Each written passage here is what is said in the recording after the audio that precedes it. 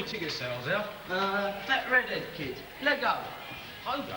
Oh, that's his name, yeah. I think it's about time we relieve him of his post. You're joking. Where money's concerned, you couldn't even prize them tickets away from him. Yeah, but the money's for the school magazine, not for him. Yeah, but he's charging commission, isn't he? No wonder he ain't shifting, Annie. At this rate, we'll all be looking at empty rows of seats. And how are you going to get him off him, then? I'm making an offer he can't refuse. Jenkins, Humphreys, is that lager? Yes, sir. Jenkins, don't think that I'm not fully appreciative of all you've done, but if Mrs. McCluskey had caught you with those cans, it would have meant the end of the school review. What about the party afterwards, sir? Fizzy drinks may be all right for the first years, but surely I'd stop entitled to something a bit stronger. The merest whiff of alcohol could put the whole show in jeopardy. Yes, sir. What a wild party this is going to be.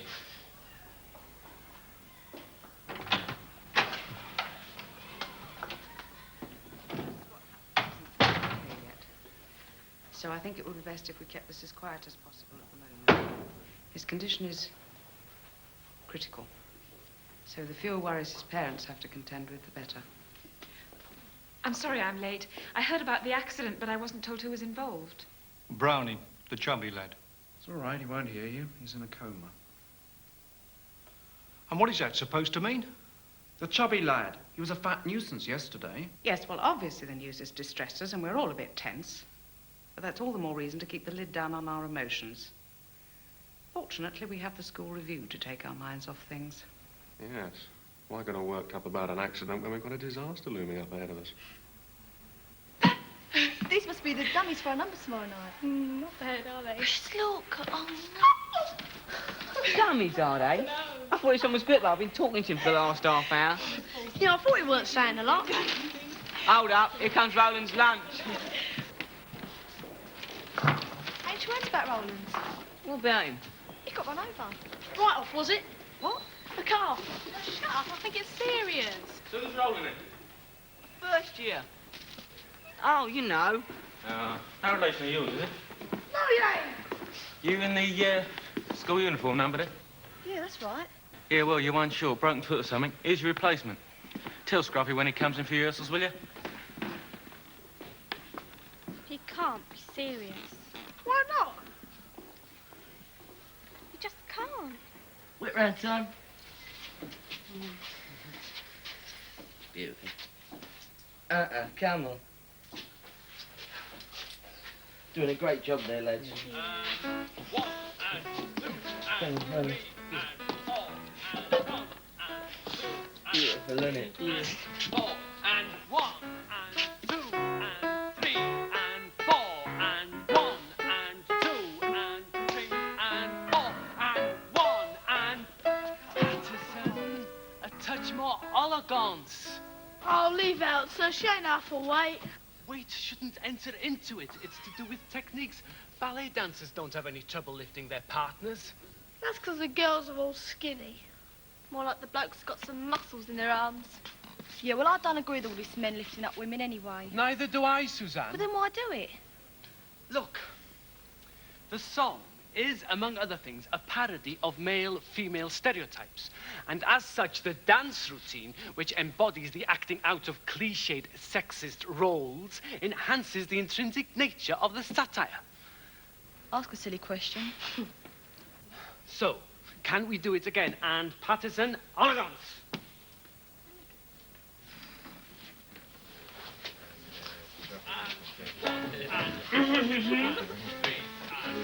All right. Right, you get the money from the whip round, did you? Of course. 1 and 2 and...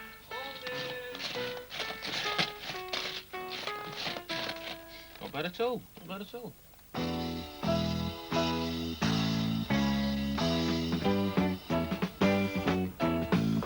That's it. Lovely down-home bluesy sound. Reminiscent of Magnolia the Mint Julep.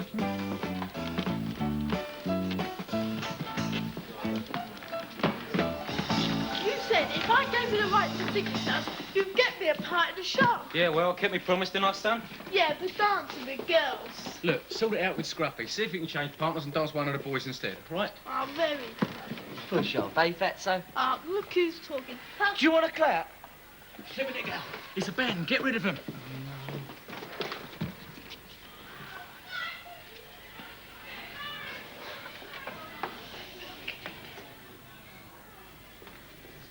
Oi! Oi. Out, out. Now bring the stuff. Come on.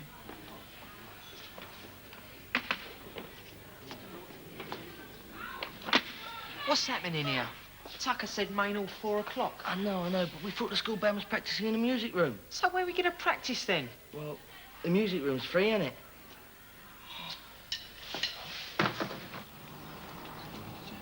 How much? This should do the job. £2.05. How much you got there, Al? You and I've got some style, haven't you? Paying for champagne and pennies and halfpennies. £2.07. That's tuppence change. And that ain't real champagne. What's it say on the label? Moscato, Spewed,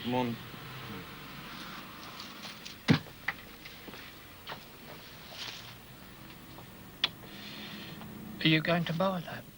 Unless you're going to give it away. Over 18, are you? What do you think?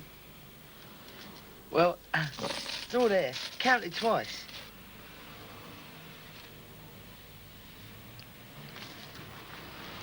It's just a bit of fluff on his pockets. No need to wrap it.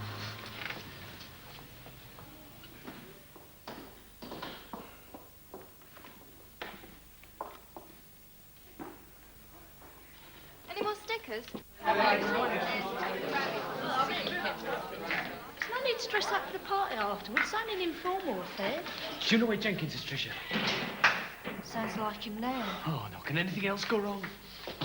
What now? That's his idiot here, sir. He's knocked all the stuff over. What was that?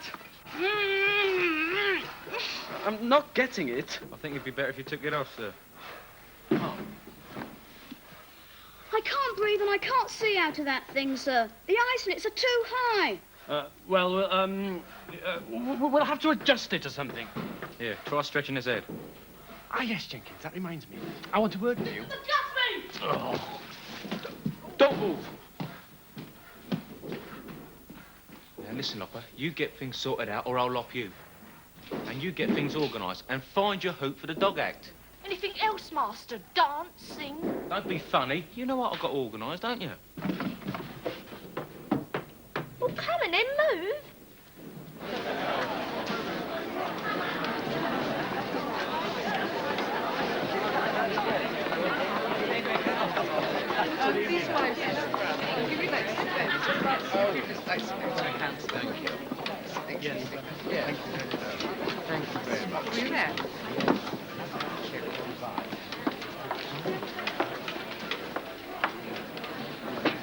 Look, it says it there, so you do it. You stay in my touch before you open. Look, why does it say it there? We're not mentioning it.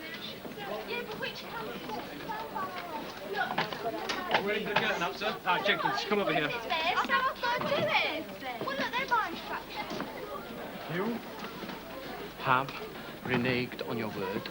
You were seen coming out of an off-licence yesterday with a bottle of cider. It was champagne, sir. Oh, you admit it. Oh, I need to boost tickets out, sir. I mean, you must admit there was a lot of them left. Yes, one consoling thought is that mercifully few people will witness tonight's debacle. So I'll get a brainwave and sell tickets as raffle tickets. Champagne first prize. For school children? Like hotcakes. You are offering a bottle of champagne as first prize for school children? Well, it did the trick. Take a look outside.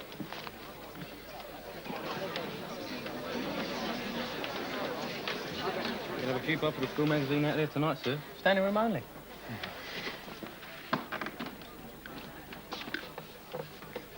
Where's he going? Pretty precious. He's got an urgent appointment in the loo. Test lights. Shh. I've got to stand it. How's that? I think you better get out there. Go on.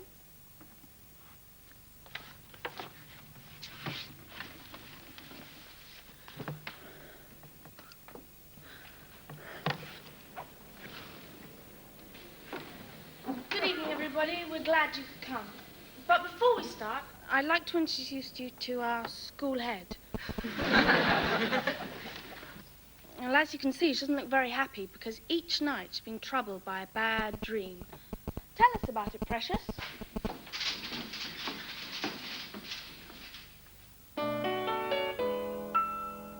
Here's a story about a school head who was told by all around. Children should be trussed up but not trusted. The only way to handle them is keep them out of bounds.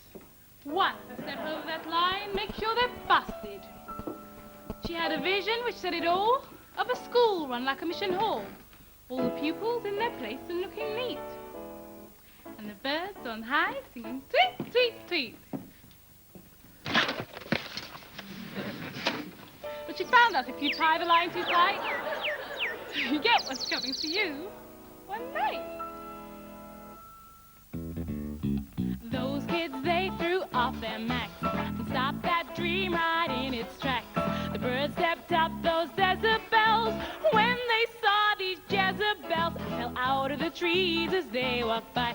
Was a sight to make your eyeballs fry. As they high stepped around that old schoolyard, they looked bad and coming on hard. Well, they sang, ooh, hoochie coochie, my jeans by Ferrucci and my lips are skinny gash. Education, that's trash, ain't got time for what you teach, don't bother trying to preach. Yeah, shimmy, shimmy, just gimme a good time, cause I'm out of your reach. We ain't at all concerned with books, since we got hung up on our looks. You can slap your old conventions down in permanent detention. If it looks good, you just wear it. It'll feel good, Lord, I swear it. To hell with discipline, you can't stick that in the bin. And we sing, ooh, hoochie coochie, my jeans by Ferrucci and my lips are skinny gash. Education, that's trash, ain't got time for what you teach, so don't bother trying to preach. Yeah, shimmy, shimmy, just gimme a good time, cause I'm out of your reach.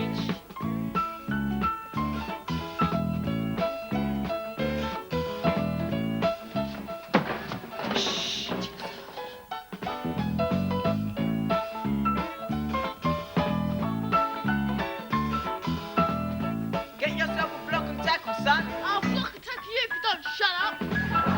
I don't wanna be a vamp. These high heels just give me cramp. And anyway, this mask got pain makes me something that I ain't. That's the trouble with your dream. It's gone and turned us to extremes. So can't you see this is all on top? And we don't want education to stop. You see no need to go bananas when a junior mammoth. So don't you get alarmed, it's just another uniform that makes us feel invisible too. Comprehensively wrapped in blue. Give us a voice, offer us a choice, and your nightmare never will come true.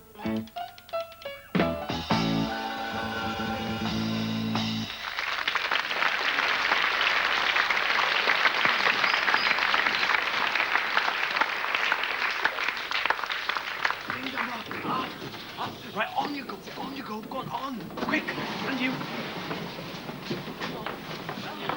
Did you see Lisa's face?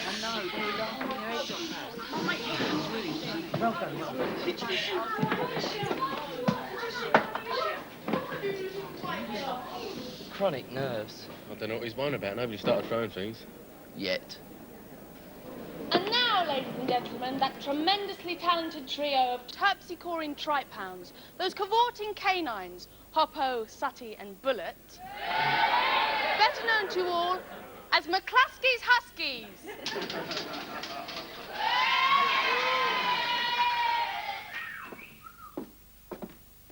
Well, come along then, Hoppo. Walking. Hoppo, have you just made this puddle on the floor? Was that you? Was it? You bad dog. I never can trust you near woodwork, can I? Who's done this? Sutty, have you just ruined another school magazine? Don't try and get round me. I expect that sort of behaviour from Bullet. We all know he's a bit of a madcap where balls are concerned. Leave. Bullet! Drop it! Bullet! Leave.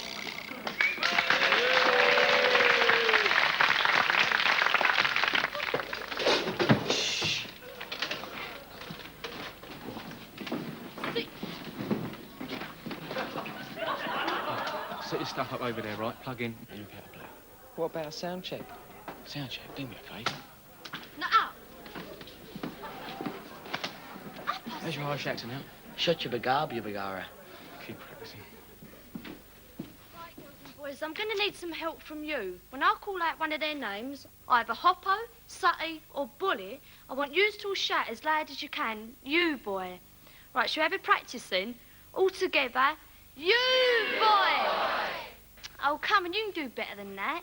All together, you boy! Right, you ready then? Maestro, please. Hoppo! You boy! Sutty! You boy! Bully! You boy! Bully! You boy! Now, come on, Bully, what's the matter? He really should be muzzled. I'm sorry, boys and girls, I just don't think he's going to do it. Oh, no, he won't. Oh, yes, he will.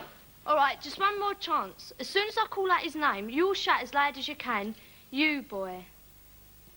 Just run through here and I'll let you bite Tucker Jenkins. He never could resist that. You ready then? Maestro, please. Bully!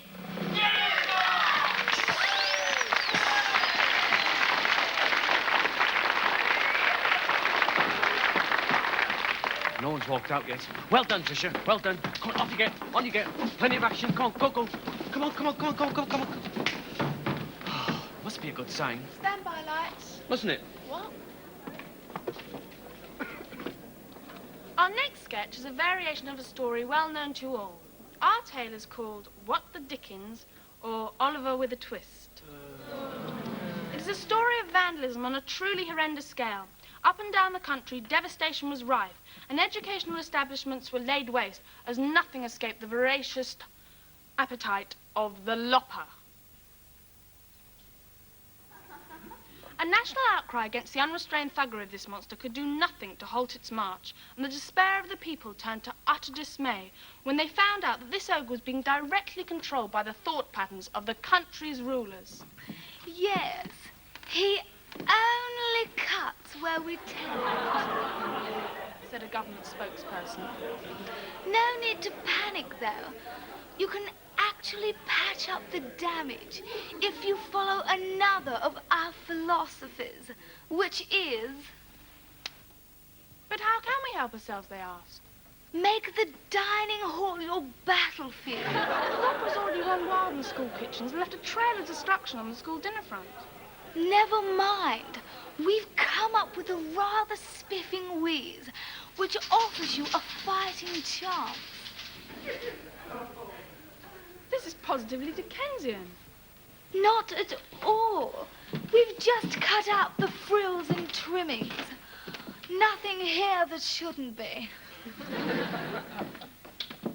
Now then, because of the cuts, we only have gruel on the menu. But we're not totally heartless. And the good news is, there's gallons of the stuff. And a bonus, yes, a bonus, is that if you collect enough gruel tin labels, you can actually replace the equipment destroyed by the lopper. Now remember out there, self-help. Help yourself. And I want to hear it every time the little gluttons, children, wave their empty bowls. And may the best side win.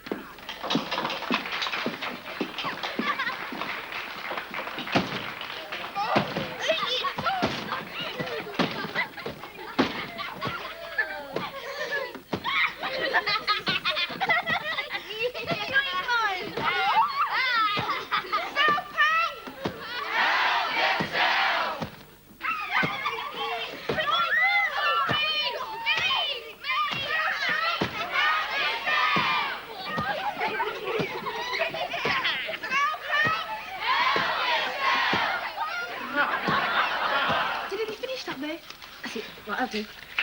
Oh, no. Go on. Hurry up. No, don't it.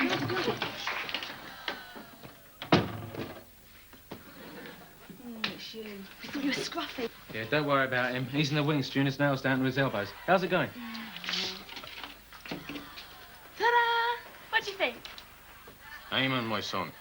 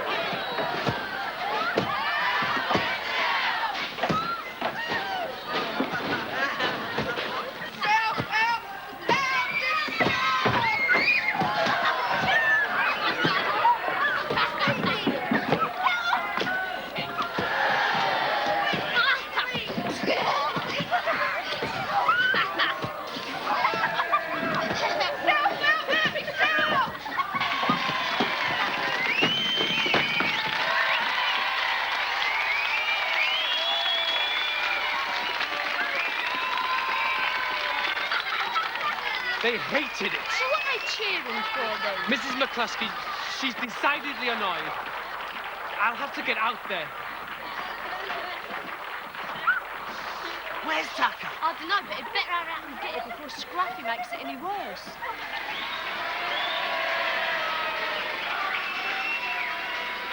Thank you. Ladies and gentlemen, before you all leave this evening, I, as the producer, would like to say a few words. It's not easy to know where to begin. Here, cop this. That time annoying. Right, you better get on there, Al. Sorry, Eamon. Principally, I'd like to thank all the pupils for all the really hard work. Well, it may not have seemed hard, but actually they did put a lot of hard work into the show. They put many... No, they have worked hard. Be fair. They worked very hard, many long hours, and... Hold it right there, Mr. McGuffey. English teacher and impresario. You thought you were here tonight to be just another Harris producer. But you were wrong, because in dedication of all your hard work, we'd like to offer this tribute to you. Yes, Bill McGuffey, tonight, this is your life.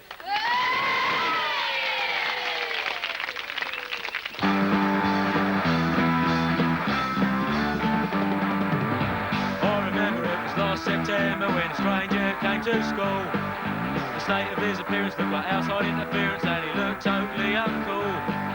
His trousers hung like concertinas as he wandered in between us and so close was his sheen. That with that lost affection you could see your own reflections in the back, so if you know what I mean. Yes, it was strange being off Grange, not a master of urban chic. But he seems a little dense, the reason that is intense and he lost a think before he speaks. Have a man to stop a kill, but you know he never will, cause he finds that all are fine. Sense of fashion is about nil, but he's got a well-stocked mind. His problems with communication brought his case of desperation, and he sounded quite marvel. As he struggled to keep up what he was trying to say, we wondered if he'd lost all his marbles. He studied through the years, crammed his head full of ideas to the point of overflow. What's getting through to others, they start a ball of bubble, and it takes a day to say hello. When it comes to organising, it's not all that surprising to discover that he weren't all there.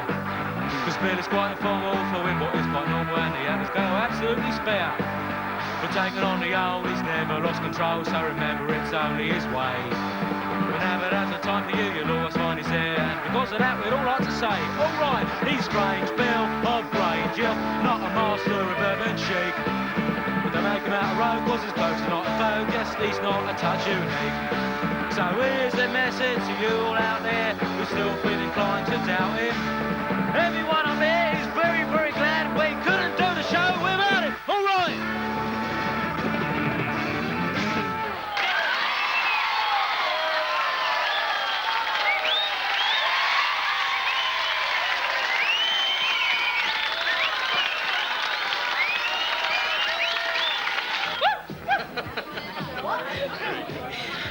Look at the resemblance in the nose. look like this. Okay, see you in a minute, girl. Very good. And it was greatly appreciated by the audience. Oh, yes, indeed. But, you know, Mrs. McCluskey, I think you must consider just whereabouts you're Peter? draw the line. Did you write that closing number? Yes, sir, most of it. Very good. All the years I've tried to get you to put pen to paper. Now it's too late. You produce this. Oh, I don't know about too late. On that evidence, he can compete with anything I've heard from the top 10. Oh, I don't reckon so, sir. It was a definite improvement on the rest of the show. Bobbo, Sooty and Bullet. You boy! It was murder trying to hide it without you finding out. You didn't mind though, did you, sir? I mean, you know, strange Bill. Kathy, not only did I find the song very touching, but I think it saved me from the wrath of Mrs. McCluskey. How do you mean, sir? By diffusing a lot of tension at a very appropriate moment. Oh, what happened to the champagne? Tucker's handing it out to the governor. Sweeten him up a bit.